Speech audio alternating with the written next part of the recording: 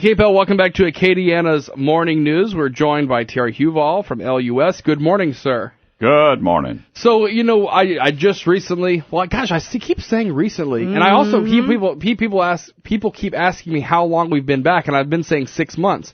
But, I've been apparently saying 6 months for 6 months because we've now reached the year point. So anyway, but being back for a year and looking at the growth that is Acadiana, that when I lived here before, I felt like the world may well just have ended and the Gulf of Mexico started past the mall. Now, who lives out there? Me. In a neighborhood that didn't exist. In a neighborhood that didn't exist. Well, this is all coming into play, of course, as we start to talk about the decision or the discussion that was brought up at the LCG meeting earlier this week about some added funding you guys need to improve infrastructure. So the proposal sounds relatively simple. You're asking for a 9% increase over 3 years. That's correct. Yeah. Okay. I mean, a lot of times utility companies will say, look, it'll just be one shot. It'll be 9% in 1 year. What we look to do is trying to find a way to phase that in. So it'd be basically about 3% each year. And the purpose for this, the main driver, of course, costs always go up for any business. And we have to deal with that the best way we can. But sometimes you end up having to pass that on to customers. But the biggest driver is our capital program. We have a $230 million capital program, which is very aggressive, but very necessary. We need new generation. The old generation out of Doc Bonet plant is out of service. It is not. So you need a whole new plant, a whole new series of plants. It's a different technology now, much smaller units. You can put them in one small unit at a time versus building one big plant. So at least it helps us from keeping that spend instead of a $350 million project, it's a $108 million project, still significant. On the electrical substation side, the northeastern part of the city is growing very noticeably. And we need to provide those folks with not only the capacity to continue that growth, but also the reliability that they all deserve, just like everybody else in Lafayette does. And the third thing is sewer. As the city grows, you've got to find a place to put additional sewer facilities, and we have a location, we have property, but we're talking about a $27 million project to put in additional sewer capacity for that. So just those three projects alone is about 2/3 of the capital funding that we need. And the only way to make that happen is through increased revenues through rates to help us be able to bond out projects and as well as being able to pay some projects with cash. A lot of people are going to ask you, can't you hold off? Couldn't we hold off another 2 or 3 years? Maybe the oil industry, oil and gas rebounds. People may have a better time paying their bills. Well, what I have heard, I've been in this business for a long time, and every time we talk about a rate increase, no matter how the economy is, the comment I get back is that it's a bad time for a rate increase. And so the real answer is that it's never a good time for a rate increase. What we need to be doing it based on is on the prudence of what it takes to provide the reliable services that customers expect today.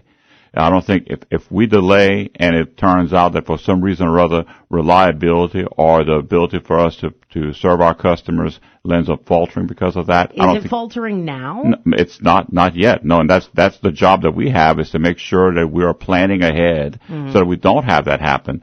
Like anything else, if you wait for something to break before you try to deal with it, there's much more cost and much more issues associated with doing that. We don't want to have that happen. The last rate increase we had in 2010, so almost 7 years ago now with the last rate increase, I had indicated to the council that if we didn't get an increase, that we were going to be in a position that some of the infrastructure we needed was going to cause us and that we wouldn't build a bill. It was going to cause us to have a blackout. And I was told, you're just throwing that out there to scare us. Well, the rate increase got passed, and we started moving on the repairs and the upgrades we need to make. And sure enough, on December 27th of 2011, we had a blackout in the middle of the morning, and it knocked out everybody in the city of Lafayette for 10 minutes at a time a piece. That's not an appropriate thing for a utility company to do. We don't want to be in that situation. And so we're trying to do is to stay ahead, make sure we have the generation in place to meet the future needs. We don't want to be in a situation where we tell developers, well, we can't have any more development in Lafayette because we can't handle your sewer. So this is all being proactive so that we continue to have the kind of reliability of service that customers want. At the same time, offering a price that's for the service that's still very competitive with what other communities are doing. So have you run any numbers maybe for a typical Lafayette household to know, hey, what's my monthly impact or what would my yearly impact be? Well, what we did, everybody uses a different level of electricity, water, and sewer, but the typical measure is 1,000 kilowatt hours for electricity, and then there's kind of an average for water and sewer. And so just kind of totaling it all up, right now a customer with those metrics would pay about $145. What will happen in the end? A year. A month. $145 a year is what they're paying now for utility services. I'm sorry. Okay. Excuse me. And with this, once everything is rolled in place, after the 3 years have gone by, then that price will be $159. So we're talking about, $14 more a month in 3 years. And so basically you could, to keep it as simplified as possible, you could say it's $145 this year. The first phase of the rate increase will bring it to $150. Then $155, then $159. Okay. So those are kind of some of the typical numbers, if you will. I know people on fixed incomes are going to be calling us and asking us that question. $14 doesn't seem like a lot, but if you're on a fixed income, it sure is. Well, I mean, I realize it's significant. I mean, some folks will say, well, that's 50 cents a day, and I understand that.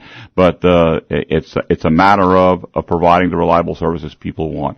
I imagine those same customers would feel very uncomfortable if it turns out that we have disruptions in service. And it's not something we want to, it's not a threat. Now, all I'm saying is that it's a reality of what you face. If you don't put the money in the system to keep it up, if you don't keep up your car, at some point your car is not going to work for you. And we're not in that kind of dire straits now. We're trying to stay ahead of the game and not get ourselves in a position. And that's why, we realized trying to charge a 9% increase in 1 year was not a reasonable approach for us to take. And that's why we came up with an approach that said, look, let's just phase this in so that it's really a small amount each year. So you're dealing, you can plan and deal for it accordingly. All right. So if people do have questions about this, Terry, what's kind of the best thing? Or is there a frequently asked questions section maybe on the website yet, or should they just call? Yeah, we haven't put too much on the website yet because we really haven't made the presentation to the council at this particular point. But we'll go ahead and start doing that. Some of the things I've told you here are certainly factors that we already know. And there are some other things as we go through our planning. Our budget hearing for the council is on August the 11th at 1 o'clock in the afternoon. So, we'll be presenting our budget as a whole. It's a $240 million budget as a whole. And we'll be explaining, the issues related to the rate increase and why we need it and what are the impacts both of doing it and not doing it. We will wait to see. We shall wait. Thank you so much for coming and addressing this early on so people can have at least a little idea, about what the average household, if you figure it for 1,000 kilowatts, what it would mean for them over the 9 years, et cetera. I think the more information you give people, info is power. Absolutely. The more you know. Well, thanks for the opportunity to have me come here and do it. I don't mind. Anytime you want, if at some points down the road you want to have a call in or have people ask me questions, I'll be happy to do that. I think we should do that as well, sir. Thank you for your time. Terry Huval from LUS joining us.